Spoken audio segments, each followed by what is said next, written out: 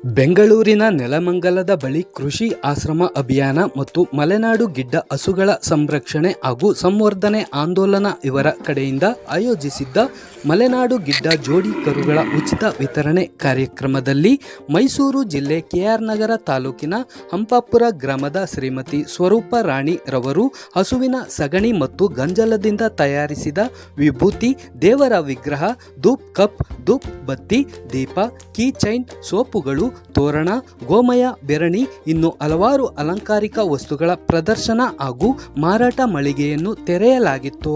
ಕಾರ್ಯಕ್ರಮದಲ್ಲಿ ಭಾಗವಹಿಸಿದ್ದ ರೈತರು, ಸಾರ್ವಜನಿಕರು ಗೋವಿನ ಮೂತ್ರ ಹಾಗೂ ಸಗಣಿಯಿಂದ ತಯಾರಿಸಿದ ವಸ್ತುಗಳನ್ನು ವೀಕ್ಷಿಸಿ ಖರೀದಿಸಿದರು. ಸಾವಯವ ಕೃಷಿಕ ಪತ್ರಕರ್ತ ಡಾಕ್ಟರ್ ನಾಗೇಶ್ ರಾಗಿಮುದ್ದನಹಳ್ಳಿ ರವರು ಶ್ರೀಮತಿ ಸ್ವರೂಪ ರಾಣಿ ರವರ ಬಳಿ ಗೋವಿನ ಗಂಜಲ ಮತ್ತು ಸಗಣಿಯಿಂದ ತಯಾರಿಸಿದ ಅಲಂಕಾರಿಕ ವಸ್ತುಗಳ ಬಗ್ಗೆ ಸಂದರ್ಶನ ಮಾಡಿ ರೈತರಿಗೆ ವಿವರವಾಗಿ ತಿಳಿಸಿಕೊಟ್ಟ ವಿಡಿಯೋ ಈಗ ನಿಮ್ಮ ಮುಂದೆ. ಶಕ್ತಿ ನ್ಯೂಸ್ ಕನ್ನಡ ಟಿವಿಯಲ್ಲಿ ಯೂಟ್ಯೂಬ್ ಚಾನೆಲ್ ವೀಕ್ಷಿಸಿ, ಲೈಕ್ ಮಾಡಿ, ಶೇರ್ ಮಾಡಿ, ಸಬ್ಸ್ಕ್ರೈಬ್ ಮಾಡಿ, ಬೆಲ್ ಐಕಾನ್ ಪ್ರೆಸ್ ಮಾಡಿ. ನ್ಯೂಸ್ ಬ್ರೋ ಮಧು ಬಿ ಗೌಡ, ಬೀರಶೆಟ್ಟಹಳ್ಳಿ.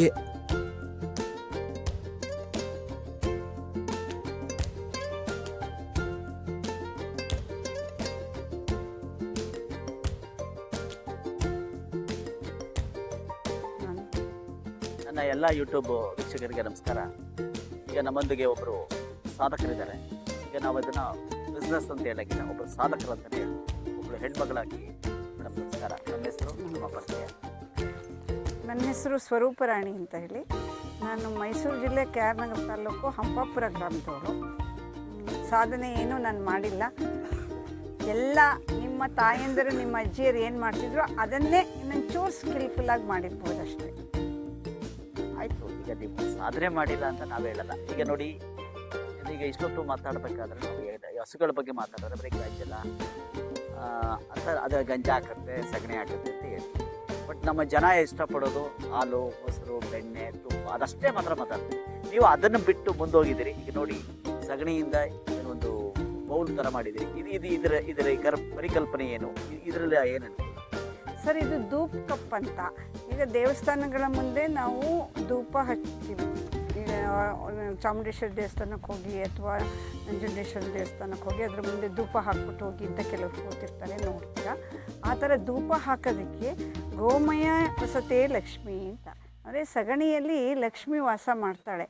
ನಾವು ಹಸು ಅಂದ ತಕ್ಷಣ ಹಾಲು, ಮೊಸರು, ತುಪ್ಪ ಈ ಥರ ಹೈನಿಗಷ್ಟೇ ನಮ್ಮನ್ನು ಸೀಮಿತ ಮಾಡಿಕೊಳ್ದೇನೆ ಹಸುವಿನ ಪ್ರತಿಯೊಂದು ಗವ್ಯಗಳನ್ನು ಕೂಡ ಹಣವಾಗಿ ಹೇಗೆ ಬದಲಾವಣೆ ಮಾಡಬಹುದು ಅಂದಾಗ ಯಾರಿಗೂ ನಿರುದ್ಯೋಗ ಸಮಸ್ಯೆ ಇರಲ್ಲ, ಯಾರಿಗೂ ಆರ್ಥಿಕ ಸಂಕಷ್ಟ ಇರಲ್ಲ. ಮುಖ್ಯವಾಗಿ ನಾನು ಒಂದು ಮಾತನ್ನು ತಮ್ಮ ಜೊತೆಗೆ ಹಂಚ್ಕೊಳ್ಳೋಕ್ಕೆ ಇಷ್ಟಪಡ್ತೇನೆ.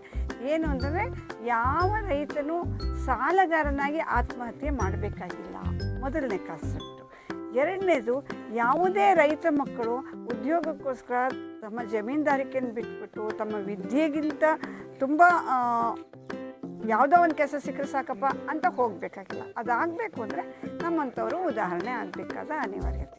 ಎಷ್ಟು ಪ್ರಾಡಕ್ಟ್ಗಳಿಗೆ ಸಗಣಿಯಿಂದ, ಗಂಜಲದಿಂದ ಎಷ್ಟೊಂದು ಪ್ರಾಡಕ್ಟ್ಗಳನ್ನ ಮಾಡಿರ್ಬೋದು ನಾವು? ಎಷ್ಟು ಪ್ರಾಡಕ್ಟ್? ಸರ್, ನಾನು ಪ್ರಾರಂಭದಲ್ಲಿ ತಾವೆಲ್ಲ ಕೇಳಿರ್ತೀರ, ಸ್ವದೇಶಿ ಆಂದೋಲನಕಾರರು ರಾಜೀವ್ ದೀಕ್ಷಿತ್ ಅನ್ನುವಂತಹ ಹೆಸರನ್ನು, ಅವರಿಂದ ಪ್ರೇರಿತಳಾಗಿ ನಾನು ಪ್ರಾಡಕ್ಟ್ಸ್ ಬಗೆಗೆ ಸ್ವಲ್ಪ ಜ್ಞಾನವನ್ನು ಪಡ್ಕೊಂಡಂಥವಳು.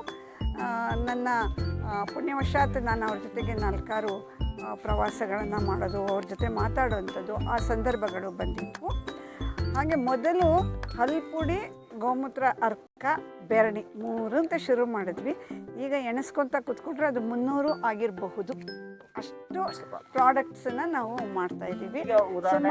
ಈಗ ಕೆಲವೊಂದು ಈಗ ಇತ್ತೀಚಿನ ರೈತರು, ಯುವ ರೈತರು ಏನಿದ್ದಾರೆ, ಅವರು ಈಗ ನಾವು ಪ್ರಾಡಕ್ಟ್ಗಳನ್ನ ಇದನ್ನು ನಾವು ಮಾಡಬೇಕು ಅನ್ನೋದು ಇಂಟ್ರೆಸ್ಟ್ ಏನಾದರೂ ಇದ್ದರೆ ನಾವೇನಾದರೂ ಒಂದು ತರಬೇತಿ ನೀಡಲಿಕ್ಕೆ? ಖಂಡಿತ ಸರ್. ನಮ್ಮಲ್ಲಿ ಡಿಪ್ಲೊಮೊ ಇನ್ ಪಂಚಗವ್ಯ ಮತ್ತು ಅಡ್ವಾನ್ಸ್ ಡಿಪ್ಲೊಮೊ ಇನ್ ಪಂಚಗವ್ಯ ಅನ್ನುವ ಕೋರ್ಸ್ಗಳನ್ನು ಮಾಡೋದಕ್ಕೆ ನಾನು ಅಥೆಂಟಿಕ್ಕಾಗಿ ಪರ್ಮಿಷನನ್ನು ತೆಗೆದುಕೊಂಡಿದ್ದೀನಿ. BSS ಅಂತ ಬೋರ್ಡ್ ಬರುತ್ತೆ, ಅದು ನೀತಿ ಆಯೋಗದ ಅಂಡರಲ್ಲಿ ಬರುತ್ತೆ. ಅದರಿಂದ ನಾನು ಪರ್ಮಿಷನ್ ತೊಗೊಂಡು ಮಾಡ್ತಾಯಿದ್ದೀನಿ. ಮತ್ತು ಅದಲ್ಲದೆ ವಿದ್ಯಾಭ್ಯಾಸ ಕಡಿಮೆ ಇರ್ತದೆ ಅಥವಾ ರೈತಾಪಿಗಳು ಹಳೆಯ ತಲೆಮಾರಿನವ್ರು ಕೆಲವರು ಓದಿರಲ್ಲ, ಅವ್ರಿಗೋಸ್ಕರನೂ ಕೂಡ ಕೆಲವು ವಸ್ತುಗಳನ್ನು ತಯಾರು ಮಾಡಿಬಿಟ್ಟು ಅದರಲ್ಲಿ ವರ್ಡ್ ಸ್ಕಿಲ್ ಅಂತ ಹೇಳಿ ಬರುತ್ತೆ. ಆ ವರ್ಡ್ ಸ್ಕಿಲ್ಸ್ ಸರ್ಟಿಫಿಕೇಟನ್ನ ಕೊಡೋದಕ್ಕೆ ಕೂಡ ನಾವು ಪರ್ಮಿಷನ್ನ ತೊಗೊಂಡು ಈಗ ಅದು ಈಗ ಸ್ಟಾರ್ಟ್ ಆಗಿದೆಯಾ? ಆಗಿದೆ ಸರ್. ಸ್ಟ್ರಕ್ಚರ್ ಎಲ್ಲ ಇದೆ ಸರ್. ಅದು ಅವ್ರು ಬಂದು ಅವ್ರ ವಿದ್ಯಾಭ್ಯಾಸ ಮತ್ತು ಅವ್ರು ಏನೇನು ಕಲೀಲಿಕ್ಕೆ ಅಂತ ಹೇಳ್ತಾರೆ ಅದಕ್ಕೆ ತಕ್ಕಂಗೆ ಅದೊಂದು ಟೇಬಲ್ ಫಾರ್ಮ್ ಇರುತ್ತೆ, ಅದಕ್ಕೆ ತಕ್ಕಂತೆ. ಈಗ ನೀವೆಲ್ಲ ಮಾಡೋದು ಓಕೆ, ಬಟ್ ಇದು ಮಾರ್ಕೆಟಿಂಗ್ ಹೆಂಗಿದೆ ಮೇಡಮ್ ಈಗ ನಿಮ್ಮ ಅನುಭವದಲ್ಲಿ? ಸರ್ ಮಾರ್ಕೆಟಿಂಗು ಎಲ್ಲದಕ್ಕೂ ಇದೆ ಸರ್. ಸಗಣಿನಲ್ಲಿ ನೀವು ಇವಾಗ ಪ್ಲ್ಯಾಸ್ಟಿಕ್ನಲ್ಲಿ ಮತ್ತು ಮರದಲ್ಲಿ, ಅಂದರೆ ಉದಾಹರಣೆಗೆ ಈಗ ನಾವು ಮೈಸೂರು ಟು ಬೆಂಗಳೂರು ಬರಬೇಕಾದ್ರೆ ಮುಂಚೆ ಎಲ್ಲ ಚನ್ನಪಟ್ಟಣದ ಮಧ್ಯೆ ಬರಬೇಕಾದ್ರೆ ಕಾರಿಗೆ ಹಾಕೋದಕ್ಕೆ ನಾವು ಸೀಟ್ ನೋಡ್ತಾ ಇದ್ವಿ. ನೋಡಿ ನಾವು ಅಲ್ಲಿ ಸೀಟ್ ಮಾಡಿಟ್ಟಿದ್ದೀವಿ ಆಯಿತಾ. ಗೊಂಬೆಗಳು ತಗೊಳ್ತಾ ಇದ್ವಿ. ಹಾಗೆಯೇ ಕಾರ್ನಲ್ಲಿ ಈ ಡ್ಯಾಶ್ ಬೋರ್ಡ್ ಹತ್ರ ಹ್ಯಾಂಗ್ ಮಾಡೋದಕ್ಕೆ ಇಟ್ಕೊತಾ ಇದ್ರಿ, ಹೌದಾ. ಎಲ್ಲಾದರೂ ನೀವು ಟೂರಿಸ್ಟ್ ಪ್ಲೇಸ್ಗೆ ಹೋಗ್ತೀರಿ ಅಂದ ತಕ್ಷಣ ಅಲ್ಲೊಂದು ಚೆನ್ನಾಗಿರೋ ವಸ್ತುನ ನೋಡ್ತೀರಾ, ತಗೊಂಡು ನಿಮ್ಮ ಮಿರರ್ಗೆ ಹ್ಯಾಂಗ್ ಮಾಡ್ತೀರಾ. ಏನು ಮಾಡೋಕ್ಕಾಗಲ್ಲ, ಸಗಣಿಯಿಂದ ಏನು ಮಾಡೋಕ್ಕಾಗಲ್ಲ, ಎಲ್ಲವನ್ನು ಮಾಡ್ಬೋದು ಸರ್. ಗೌರಿ ಹಬ್ಬದ ಸೀಸನಲ್ಲಿ ನಾವು ಗಣಪತಿ ಮತ್ತು ಗೌರಮ್ಮನ ಮಾಡಿರ್ತೀವಿ. ಆಮೇಲೆ ಮನೆಗೆ ತೋರಣಗಳು ಹಬ್ಬ ಹರಿದಿನಗಳಲ್ಲಿ ನೋಡಿ ಇಲ್ಲಿ ಹಾಕಿದ್ದೀವಿ, ಇಲ್ಲಿ ತೋರಣಗಳನ್ನು ಮಾಡೋವಂಥದ್ದು, ಬಾಗಿಲಿಗೆ ಸೈಡ್ ಹ್ಯಾಂಗಿಂಗ್ಸನ್ನು ಮಾಡೋವಂಥದ್ದು. ಹಾಗೆ ಹೊಸ ಮನೆ ಕಟ್ಟಿದವ್ರಿಗೆ ಝೂಮರ್ ಅಂತ ಹೇಳಿ ಹ್ಯಾಂಗ್ ಮಾಡೋದು ಮೊದಲು. ಈಗ ಅದೆಲ್ಲ ನೀವು ಗಾಜಿನಲ್ಲಿ ತಗೊಳ್ತಾ ಇದ್ವಿ, ಪ್ಲಾಸ್ಟಿಕಲ್ಲಿ ತಗೊಳ್ತಾ ಇದ್ವಿ. ಅದು ಎಕೋ ಫ್ರೆಂಡ್ಲಿ ಅಲ್ಲ. ಅದು ಉಪಯೋಗಿಸಿದ ಮೇಲೆ ಒಂದು ಸ್ವಲ್ಪ ದಿನ ಆಯಿತು ಅಂತಂದರೆ ವೇಸ್ಟ್ ಮಾಡ್ತೀವಿ. ಆದರೆ ಇದೇನು ಅಂದರೆ ನಿಮ್ಗೆ ಎಷ್ಟು ದಿನ ಬೇಕು ಅಷ್ಟು ದಿನ ಉಪಯೋಗಿಸ್ಕೊಳ್ಳಿ, ಆಮೇಲೆ ಅದು ಗೊಬ್ಬರವಾಗಿ ನಿಮ್ಮ ಭೂಮಿಗೆ, ಜಮೀನಿಗೆ, ಗಿಡಕ್ಕೆ ಉಪಯೋಗ. ಇಷ್ಟೊತ್ತು ಮೇಡಮ್ ತುಂಬ ಸೂತ್ರವಾಗಿ ಚೆನ್ನಾಗಿ ಸಗಣಿಯಿಂದ ಏನು ಮಾಡ್ಬೋದು, ಜಲದಿಂದ ಮಾಡ್ಬೋದು. ಆಮೇಲೆ ಯುವ ರೈತರುಗಳು ಸಹ ಇದನ್ನು ಕೆಲಸ ಮಾಡಲಿಕ್ಕೆ ನಾವು ತರಬೇತಿ ಕೊಡ್ತೀವಿ ಅಂತ ಹೇಳಿ, ಹಾಗಾಗಿ ಅವ್ರ ತರಬೇತಿಯನ್ನು ಪಡೆದುಕೊಳ್ಳಿ ಅಂತ ಹೇಳಿ ಇಷ್ಟೊತ್ತು ನಮ್ಮ ಜೊತೆ ಮಾತಾಡ್ತೀನಿ. ನಮ್ಮ ಎಲ್ಲ ಯೂಟ್ಯೂಬ್ ಚಾನಲ್ಲು ವೀಕ್ಷಕರು ಲೈಕ್ ಮಾಡಿ, ಶೇರ್ ಮಾಡಿ.